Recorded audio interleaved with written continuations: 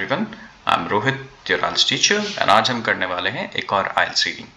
इसमें मैंने पहले से मार्किंग कर रखी है ताकि हमारी रीडिंग थोड़ी सी आसान हो जाए। पहले हम मार्किंग स्कीम समझ लेते हैं। अगर आप देखो इन true false not given questions को जो 1 से 7 तक है, इसमें मैंने दो तरह की मार्किंग्स की हैं। I am going to use a different colour here. So first, what I have done, I have highlighted with yellow highlight and then red underline and circles.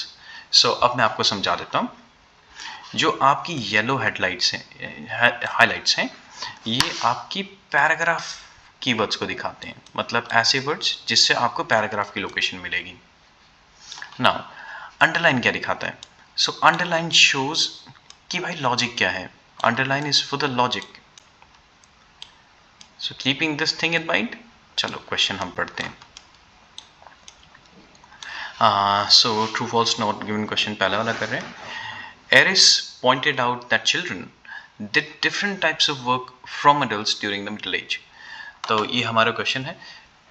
हमें पता है जो क्वेश्चन का लॉजिक होता है वो यूजुअली वर्ब के साथ ही होता है, और इन सिंपल वर्ड्स मैं आपको बताता हूँ क्या होता है। एक सेंटेंस में देयर इज सब्जेक्ट, उसके बाद वर्ब, फिर उसके बाद ऑब्जेक्ट होती है। तो कहने का मतलब किसी भी सेंटेंस में जो मिडिल वाला पार्ट होता है वहां पे हमें वर्ब मिलती है, और again in terms of true false not given वहीं पे हमें जाके अपने ट्रू फॉल्स के लॉजिक्स पे मिलते हैं। सो let's see here. First question देखते हैं। Eris pointed out that children did different types of work from adults during the middle age. Actually question में मिस्टेक थी, ये from होना चाहिए था यहाँ पे।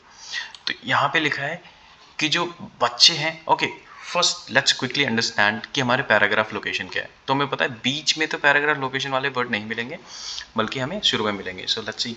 Eris pointed out the children. So कोई एरिस है, किसी इंसान का नाम है, because we know first letter is capital, obviously किसी इंसान का ही नाम है। Aries pointed out the children. Middle age में चिल्ड्रन क्या करते थे? अब एरिस को ढूंढते हैं फटाफट। So let's see. इसमें हमने हाईलाइटिंग पहले से की है। So let's see in the intro paragraph they have mentioned French historian Philippe Aries. आगे देखें, एरिस के बारे में और बात की है। सो आगे बढ़ते हैं। हमें सिर्फ एरिस को ही ढूंढना है सीधा सीधा।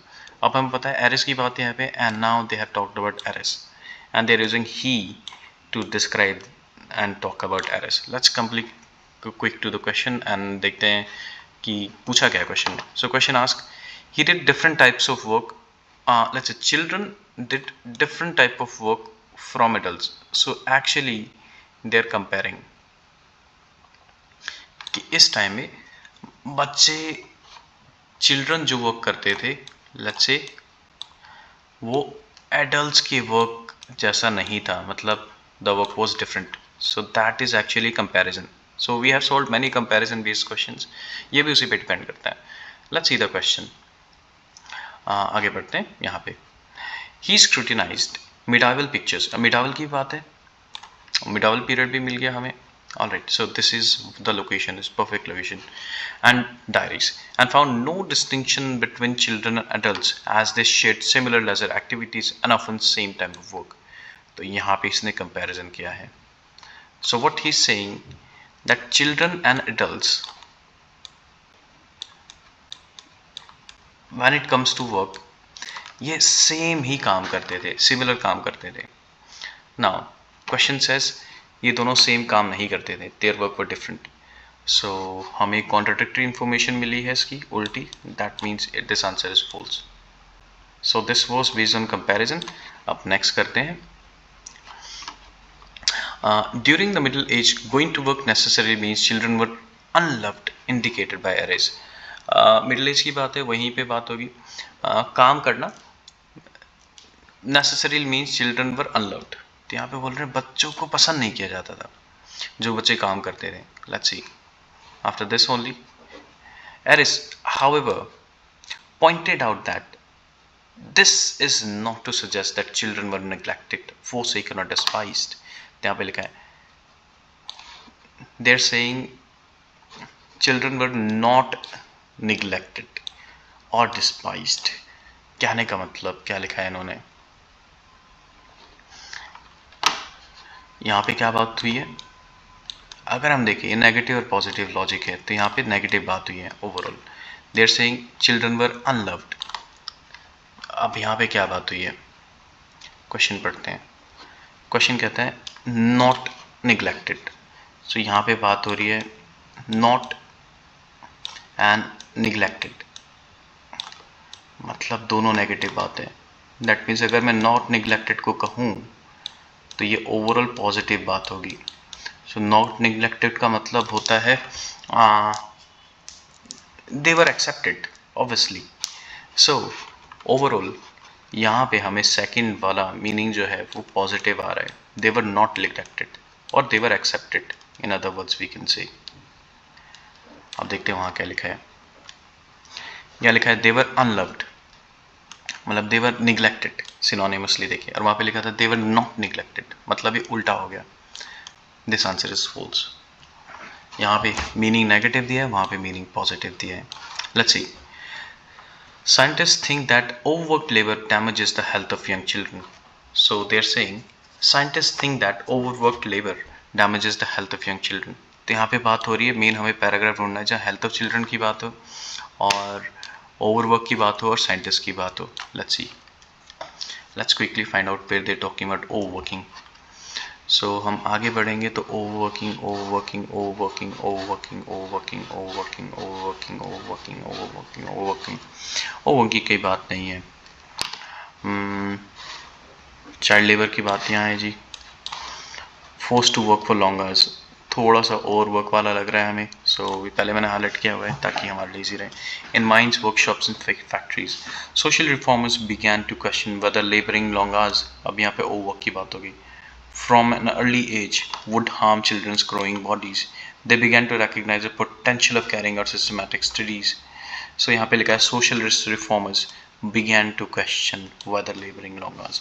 तो मतलब उन्होंने क्वेश्चन करना शुरू कर दिया। And social reformers are nothing but scientists. So these are social scientists. So they actually began questioning कि सच में बच्चों के ऊपर इसका कोई नेगेटिव इम्पैक्ट पड़ता है कि नहीं। So this answer is right away true. So ये कॉज है, यहाँ पे लिखा है साइंटिस्ट इसकी वजह से, ओवरवर्क लेबर की वजह से बच्चों की हेल्थ खराब होगी। तो यहाँ पे भी सेम चीज़ लिखी है कि इसकी वजह से उन्होंने कंसर्न करना शुरू कर दिया। They started beginning to question. चलो नेक्स्ट क्वेश्चन पे चलते हैं, फोर्थ।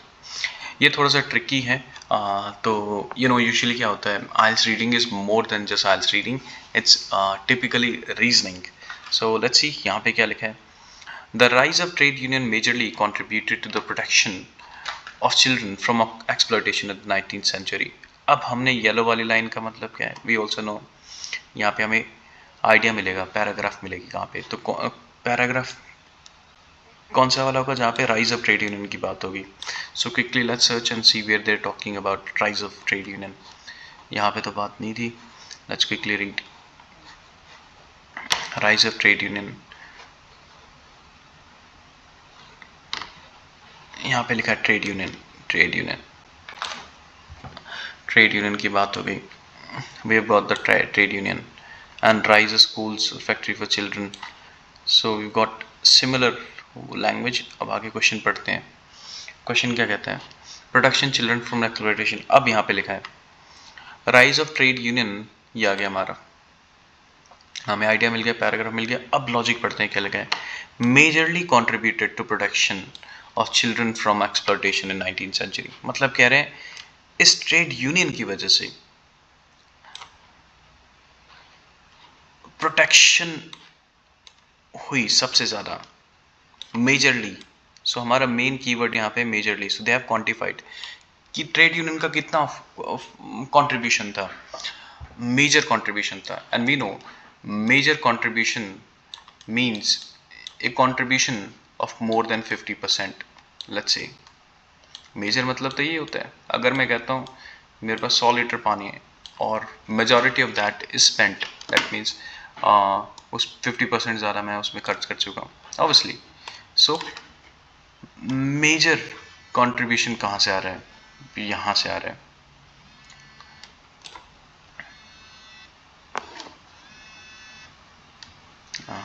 ओके, सही, यहीं पे वाइंड अप करते हैं और आगे वीडियो में कंटिन्यू करेंगे।